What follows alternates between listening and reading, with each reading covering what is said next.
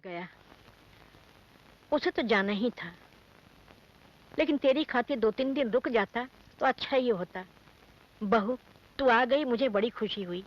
अरे ये घर मुझे काटने को दौड़ता था, और मेरा दिल किसी काम में नहीं लगता था। सच कहती हूँ, मैं कई दफा सोचा चिट्ठी लिखवा के भेज दूं कि जल्दी चली आ। फिर सोचा अरे अपनों से तो 2-4 दिन के लिए मिलने गई है, क्या अपनी बहू की खुशी भी 2-4 दिन के लिए मैं नहीं देख सकती हूँ? दादी माँ, अब तो यही अपना है और अपने भी यही हैं। भूले से उस मकान में चली गई थी, अब तो मैं लौट आई हूँ अपने घर। हिंद मेरी बच्ची, सदा सुहागिन रहो, खुश रहो। तू तो मेरे घर की लक्ष्मी है बेटी। अगर चावल का भाव यूं ही बढ़ता रहा तो चावल बिन के नहीं गिन के खाने पड़ेंगे। बाबूजी। आओ आओ बेटा आओ, देखो अखबार में क्या लिखा है। बाबूजी, दिन सर पर चढ़ाया है, खाना भी तैयार है, आप नहा लीजिए। ओ हाँ हाँ, जरूर जरूर। ला, मैं अभी आया। हाँ?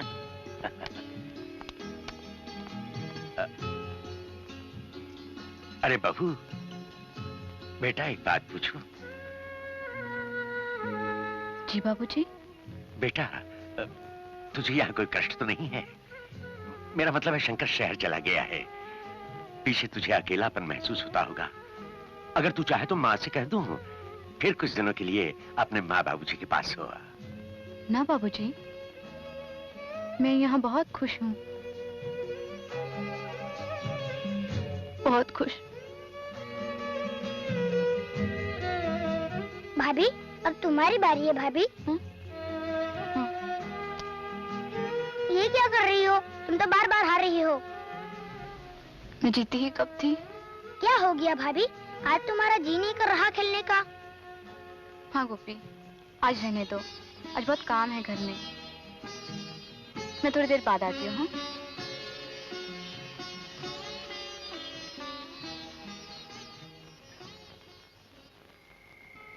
भाभी, तुमने मुझसे पूछा है यहाँ मैं कैसी हूँ। जिस दिन से यहाँ कदम रखा है मैंने, चारों ओर से मानो खुशियों की बरसात हो रही हो। सभी परिवार के सदस्य मेरा बहुत ख्याल रखते हैं और मेरी ही खुशी में अपना सुख समझते हैं।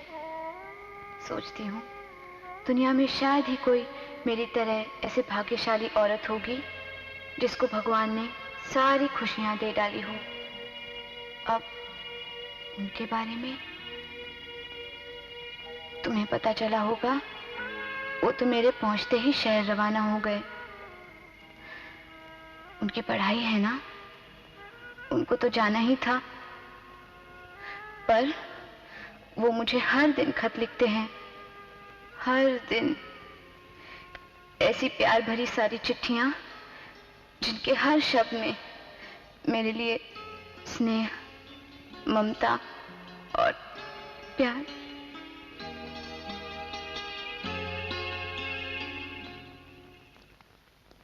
लीजिए ठाकुर साहब। बस सिर्फ अखबार, कोई चिट्ठी नहीं आई? श्री राम। नहीं ठाकुर साहब, चिट्ठी पत्री होती तो पहले ही नहीं दे देता। अच्छा चलता हूँ ठाकुर साहब, जय राम जी की। जय राम जी की। आज भी कोई चिट्ठी नहीं आई शंकर की? नहीं अम्मा। महीना भर होने को आया, खोज खबर लेना बिल्कुल ही बंद कर दिया। अरे कम से कम बहू को तो एक खत लिख दिया होता।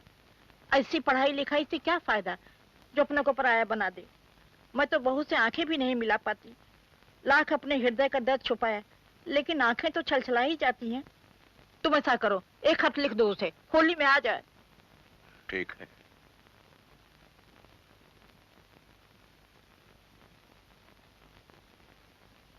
आदमी नहीं, जानवर हो तुम। पति नहीं, पशु हो तुम। मैं तुमसे नफरत करती हूँ, नफरत करती हूँ, नफरत करती हूँ।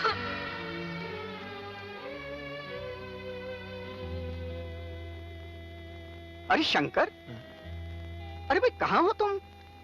मैं तो समझा था कि तुम गांव से लौटे ही नहीं हो। तुम क्लासरूम में भी नहीं आते। आखिर बात क्या है? Any problem? घर की कुछ परेशानी है क्या? शंकर, हमें तुमसे बहुत उम्मीदें हैं। तुम्हारी काबिलियत की तो मिसाल देते हैं हम बेटा। जितना छुपाओगे उतना ही दिल भारी होता चला जाएगा। अगर अपना दिल हल्का करना चाहो तो मुझसे कुछ मत छुपाना बेटा। और हाँ, क्लास में जरूर आना। सर, मैं कोशिश करूंगा। कोशिश नहीं, तुम्हें आना ही होगा। हुँ?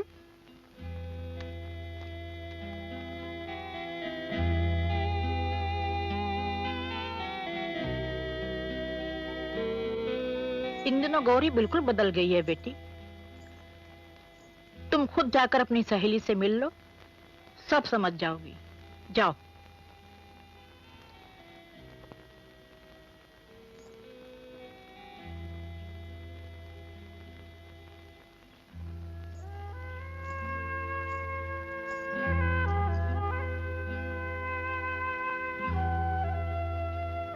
गौरी, रत्ना, ओ रत्ना, आज मैं कितनी खुश हूँ रत्ना, कितनी खुश हूँ। तू तो मेरा हाल पूछने मेरे ससुराल नहीं आई, इसलिए मैं ही चली आई। तेरे वो भी आए हैं क्या? हाँ, आए हैं ना, और तेरे ससुर जी के साथ बैठकर बतिया रहे हैं। लगता है पहली मुलाकात में दोनों में सच्चा प्रेम हो गया है। पर गौरी, ये क्या? ये क्या हाल बना रखा है तूने अपना? क्यों? ये सब ठीक नहीं है क्या? तू तो जानती है रत्ना, गहने कपड़ों से तो मुझे कभी लगाव नहीं था। ये बोल के मुझे पहला रही हो? सच बताओ गौरी, जीजा जी कहाँ हैं? वो शहर गए हैं पढ़ने। पर ये तो बहुत पुरानी बात है। क्या इस बीच में वो कभी नहीं आए यहाँ? एक बार भी नहीं आए तुझसे मिलने? गौरी, गौरी इधर देख। गौरी मुझे, गौरी तुम जरूर कुछ हुआ है जो मुझसे छुपा रही हो। बोल गौरी, बोल, क्या बात है गौरी, क्या हुआ? बता गौरी, बता।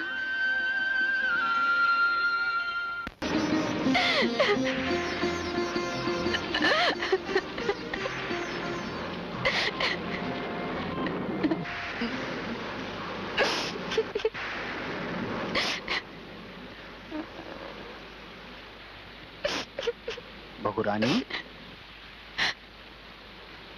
खिड़की नहीं बंद की, पानी अंदर आ रहा है।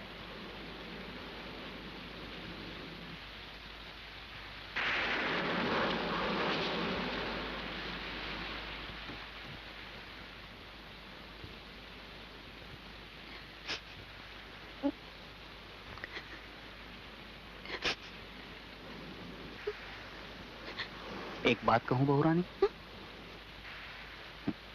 मैं ठहरा एक मूर्ख आदमी, मगर इतना जरूर कहूंगा, जो 4 किताबें पढ़ जाता है वो दिल नहीं पढ़ पाता। या आसमान कौन पाठशाला में पढ़े हैं जो रो पड़े तुम्हारे दुख पे, पर लल्ला बाबू पे कोई असर नहीं पड़ा। कुछ भी कहो बहू रानी, बहुत गलत किया लल्ला बाबू ने, बहुत गलत किया।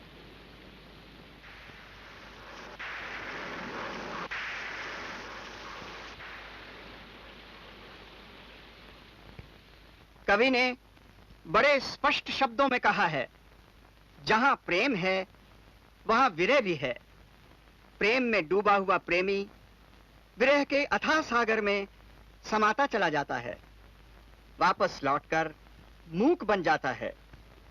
व्यथा कहने को शब्द नहीं होते प्रेमी के पास, बस आंसुओं की अविरल धारा होती है, जो अपने में ही प्रेम है, प्रेम की भाषा है और प्रेम की परिभाषा भी है। राधा मोहन का प्रेम एक रूप के 2 दृष्टिकोण हैं। एक ओर देखो तो प्रेम है, दूसरी ओर से समझो तो विरह है, दुख है। वो कौन है, क्या है जो शांत सा है मन में, जो दिन का चैन, रातों की नींद सबको रखे है भ्रम में। मैं भुगत रहा हूं क्योंकि नफरत और सिर्फ नफरत मिली है मुझे। पर वो नफरत घृणा बनकर क्यों नहीं पनप पाती है मुझ में। कुछ तो है मेरे अंतरंग में जिसकी कोई भाषा या परिभाषा नहीं, जो अभाव होकर भी एक भाव बन गई है मेरी आशा में। मैं क्यों मुंह से बैठा हूं, कोई क्यों मुझे धिक्कारने नहीं देता। अच्छा बनूं या बुरा बनूं, कोई क्यों मुझे उससे मुड़ने भी नहीं देता। बरसों सा लंबा और भारी दिन जो गुजर कर भी नहीं गुजर पाता। कोई तो है छुपी बैठी मेरे मन में जिसे मैं भूल कर भी नहीं भूल पाता। जो एक आशा की किरण है कभी कहीं कौंध जाती है मेरे अंधेरे डूबे जीवन में। एक उम्मीद से जगा जाती है, एक राह से दिखा जाती है कि कल जब मैं अंधेरों में ढूंढता गुजरूंगा उसे, तो कहीं राहों में हाथों में दीप लिए आशाओं का संदेश लिए राह दिखाएंगे मेरे जीवन को। हद हो गई, बिल्कुल हद हो गई। 3 महीने होने को आए, ना कोई चिट्ठी, ना पत्री, ना कोई खोज, ना खबर। तू ऐसा कर, आज ही चला जा शहर और जाके उससे पूछ कि मुझे दुख देने से क्या उसे मिल रहा है और उस बहुत बच्ची को क्यों सजा दे रहा है। तू अभी जा, इसी समय जा। शंकर तो कल ही जा चुका यहाँ से। जा चुका है? हाँ, कई दिनों से वो बहुत परेशान सा था। कल आकर बोला मैं जाना चाहता हूँ। मुझे बड़ा आश्चर्य हुआ, जो छुट्टियों में कभी नहीं गया, अचानक उसे क्या हो गया। मैंने उससे पूछा कब लौटोगे, तो अजीब नजरों से मुझे देखता रहा। फिर धीरे से बोला शायद कभी नहीं। क्या वो अब तक घर नहीं पहुंचा?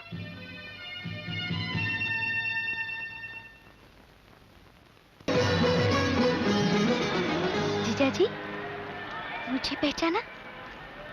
आप, तुम रत्ना हो ना? हाँ। जीजा जी, गौरी कहाँ है? गौरी? इसका मतलब ये हुआ कि जब से आप कॉलेज गए पलटकर कभी नहीं मिले गौरी से? एक बार भी नहीं मिले गौरी से? रत्ना, क्या बात है? इनसे मिलिए, ये मेरी सहेली गौरी के पति हैं और ये मेरे वो। नमस्ते। अच्छा, अब मैं चलूं? जीजा जी, मेरी एक बात सुन लीजिए जीजा जी। मैं सिर्फ आपसे ये कहने आई थी कि आपकी गैर हाजिरी में मैं आपके घर गई थी।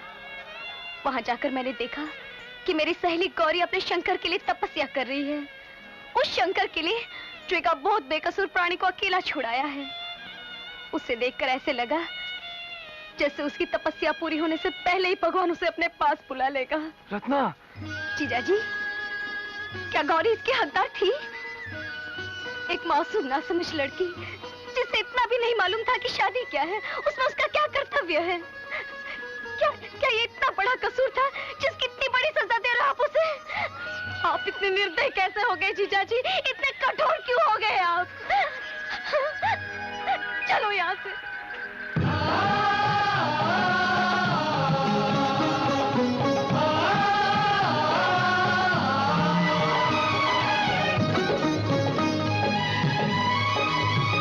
मुझे राह दिखाओ,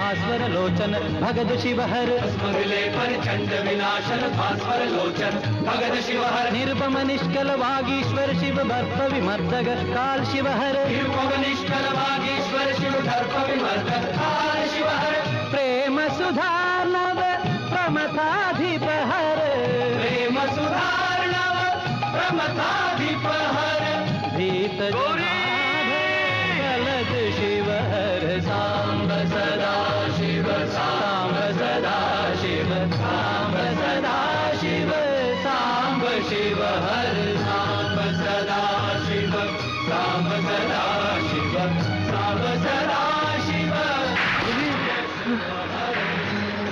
मैं आ गया हूँ गौरी, हमेशा हमेशा के लिए मैं आ गया हूँ तुम्हारे पास।